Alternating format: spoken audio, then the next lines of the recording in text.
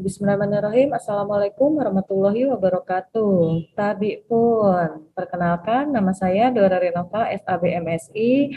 Saya sebagai dosen pembimbing untuk program kegiatan magang dan kewirausahaan Merdeka Belajar Kampus Merdeka. Di sini saya akan menjelaskan kepada mahasiswa yang mengikuti program MBKM dan proses bimbingan untuk mahasiswa yang mengikuti program MBKM. Dan kebetulan saya sebagai sekretaris prodi di Ilmu Administrasi Bisnis, ketika anak-anak menginginkan mengikuti program MBKM, saya akan benar-benar menyeleksi ataukah mulai dari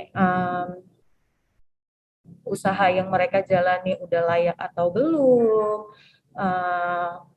tempat mereka magang perusahaannya sudah layak atau belum. Kalau misalnya memang belum layak, saya akan menindaklanjuti atau saya akan mengasih saran sebaiknya seperti apa. Ketika memang sudah usaha mereka sudah layak dan perusahaan sudah benar-benar layak, saya baru akan meng-ACC mereka mengikuti program MBKM, karena di kegiatan MBKM ini, baik yang untuk kegiatan MBKM kewirausahaan maupun yang MBKM magang, itu mereka ada konsekuensinya, yang mana ketika mereka tidak lulus, maka mereka akan mengulang satu semester, ada konsekuensinya. Mereka itu akan dikonversi maksimum 20 SKS. Nah, maka dari itu saya benar-benar memproses nih, apakah usaha mereka itu atau tempat mereka itu layak atau tidak. Kalau untuk proses bimbingan secara langsung, untuk dosen bimbingan saya, mahasiswa bimbingan saya, itu dilakukan secara langsung di kampus maupun dengan online.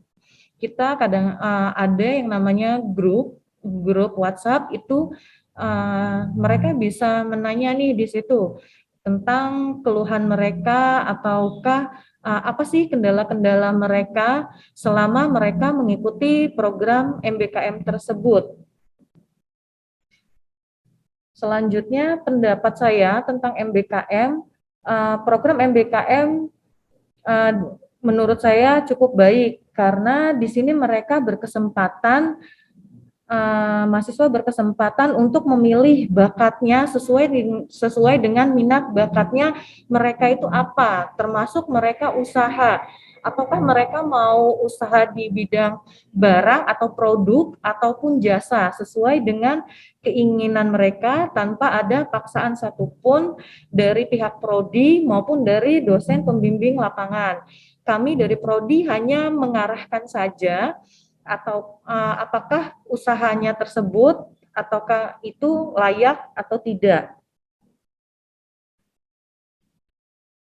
Bakat kewirausahaan yang mereka langsung bisa dipraktekkan secara langsung, dan mereka ketika mereka ada kendala nih di lapangan, mereka juga mendapatkan mentor itu yang benar-benar profesional. Jadi mereka bisa konsultasi langsung nih dengan para wirausahawan muda yang memang benar-benar terjun di usaha yang serupa dengan mereka, untuk menindaklanjutinya usaha mereka itu tuh seperti apa. Mahasiswa dapat bimbingan secara langsung bagaimana usahanya dan bisa mengatasi ketika ada hambatan ataupun tantangan. Jadi para mahasiswa dapat pengalaman di luar kampus untuk menyalurkan minat bakat mereka. Jadi yang selama ini mereka hanya duduk diam di kampus yang hanya mendengarkan materi dari dosen, tapi ini mereka bisa berbagi ilmu dan pengalaman itu di luar yang jauh lebih bermanfaat, dan dunia kampus dengan dunia pekerjaan itu berbeda. Jadi menurut saya MBKM ini bagus banget ya, karena di sini mereka ini punya pengalaman kerja yang benar-benar bekerja dan bisa menyalurkan bakat mereka. Untuk saran MBKM, semoga MBKM ke depannya dapat mensupport melalui mungkin kalau misalnya ada beberapa bantuan dana, itu nggak hanya di beberapa program-program MBKM saja, tapi ke semua program-program MBKM yang lainnya. Jadi mahasiswa itu tuh bisa sedikit membantu lah gitu. Apa sih tentang keuangan mahasiswa dalam kegiatan MBKM yang lainnya.